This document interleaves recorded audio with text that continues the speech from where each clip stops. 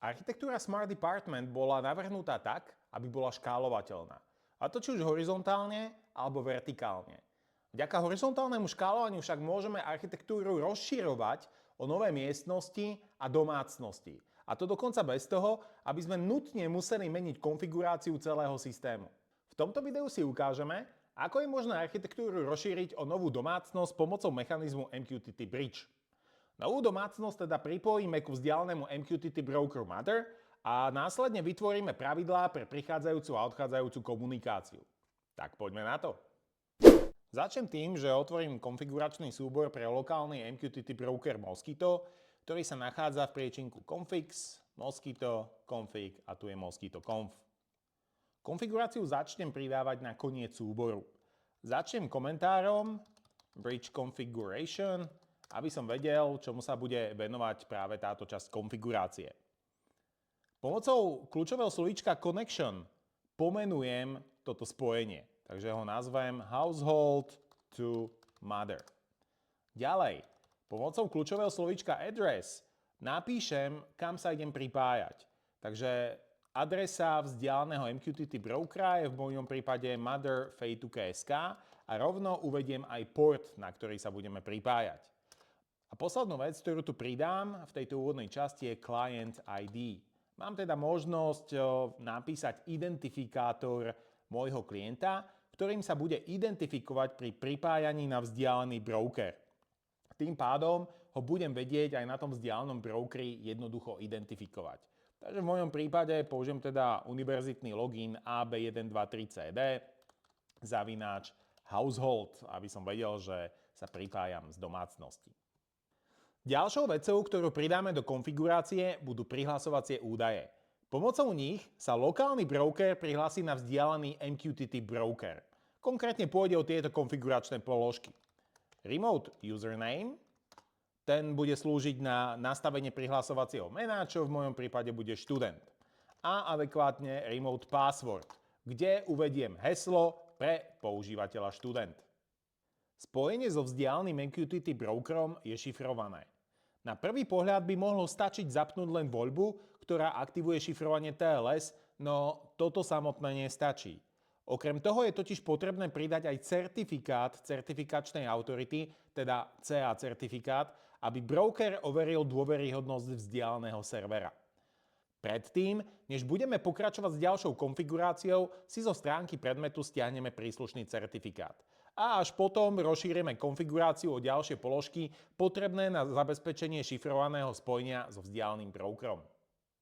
CA certifikát sa nachádza na stránke cvičenia, cvičenie 11, odkiaľ skopírujem jeho umiestnenie. Takže v časti režim MQTT Bridge sa nachádza CA certifikát, kopírujem odkaz. Certifikát uložím do samostatného priečinku certs, ktorý vytvorím v priečinku Mosquito. Takže mkdir configs mosquito certs. Presuniem sa tam a stiahnem certifikát. A je to. Po stiahnutí teda vidím, že certifikát sa nachádza v priečinku certs a volá sa ca.crt. Aby v kompozícii všetko pracovalo správne, namapujeme dovnútra kontajnera priečinok, kde sa stiahnutý certifikát nachádza. Do konfigurácie služby Mosquito do časti Volumes teda pridáme novú položku. .configs Mosquito priečinok certs a namapujeme ho dovnútra do kontajnera do priečinku Mosquito certs. A môžeme pokračovať. Konfiguráciu teraz rozšírime o konfiguračné položky potrebné na zabezpečenie šifrovaného spojenia so vzdialeným brokerom.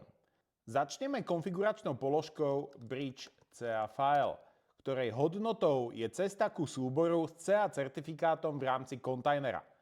V našom prípade to bude cesta mosquito certs ca.crt. Pomocou položky bridge insecure nastavíme, aby lokálny broker neoveroval identitu vzdialeného MQTT brokera pomocou jeho certifikátu. Túto funkcionalitu zapneme pomocou hodnoty true. Pomocou konfiguračnej položky bridge TLS version nastavíme verziu TLS. Tu nastavíme na hodnotu TLS verzia 1.2. Tým máme základnú konfiguráciu hotovú. Zostáva nám už len doplniť pravidlá pre prichádzajúcu a odchádzajúcu komunikáciu, bez ktorých by MQTT broker Mosquito ani nenaštartoval. Pre ukážku si vytvoríme pravidlá pre komunikáciu chytrých zariadení.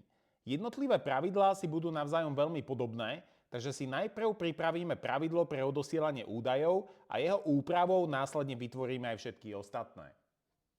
Budeme teda chcieť, aby správy z lokálnej témy gateway, lomítko ľubovoľný typ zariadenia, lomítko ľubovoľný identifikátor, lomítko data, boli preposielané na vzdialený MQTT broker do témy household ako domácnosť.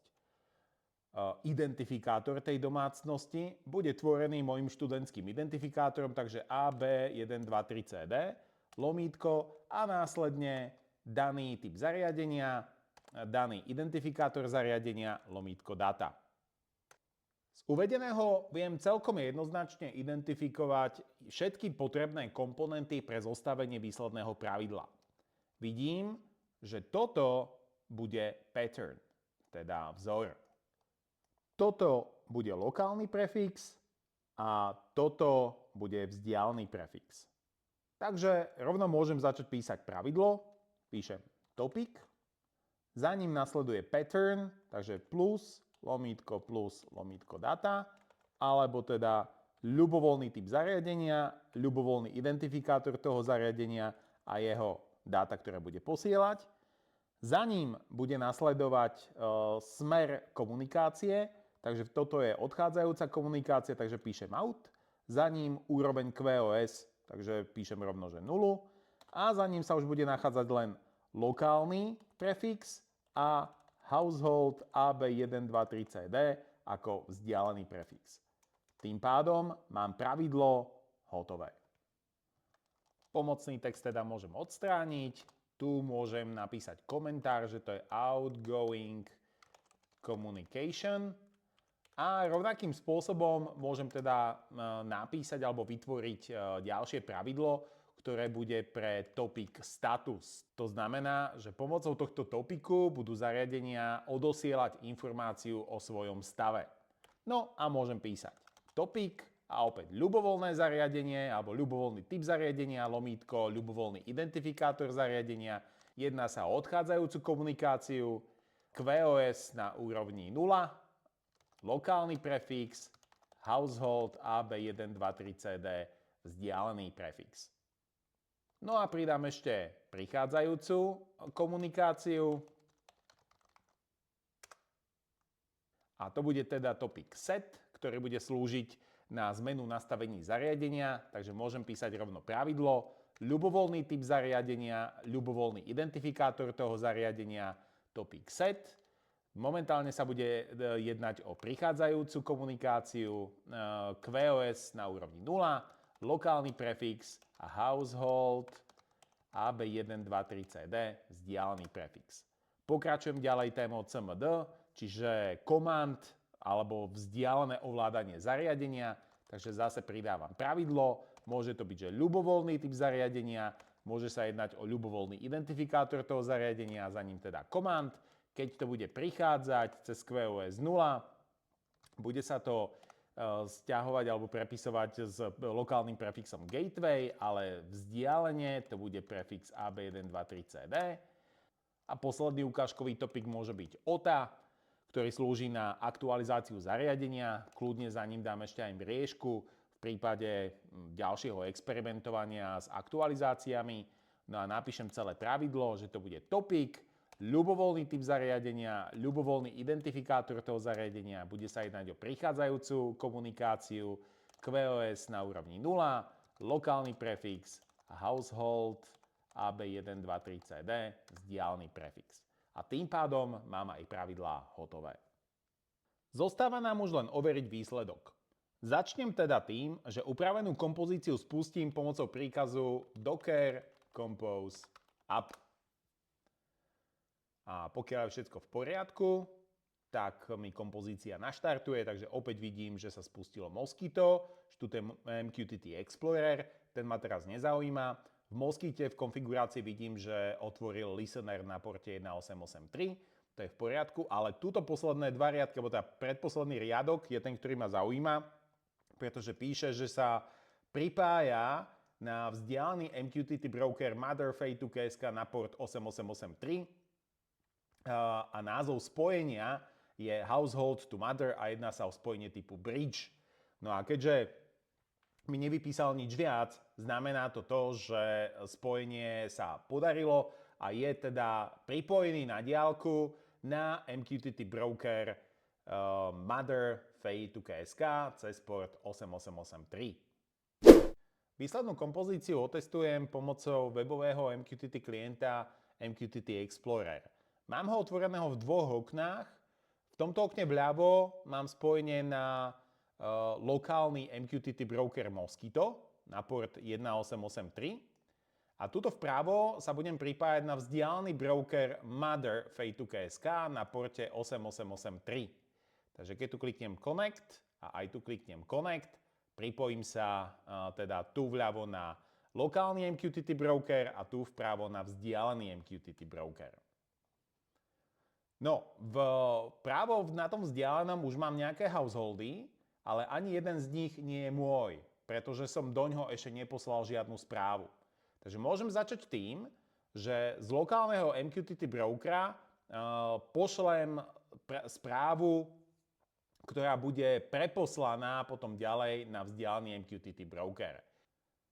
Takže tu si rozbalím bočný panel a môžem posielať správu do topiku Gateway. Kľudne to môže byť TH senzor, kľudne to môže byť AB123CD ako identifikátor, to čo je podstatné, data.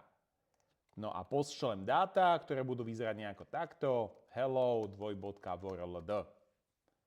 No a teraz keď to pošlem, tak jednak správa sa mi zobrazí na lokálnom MQTT brokeri, ale rovnako sa mi zobrazí aj v householde na Mother Fade2KSK AB123CD a tu sa bude nachádzať TH senzor AB123CD so správou Hello World.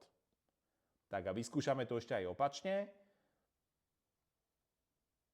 Nebudem teraz posielať do data, ale poviem, že idem posielať do komandu a nastavím mu príkaz cmd reboot.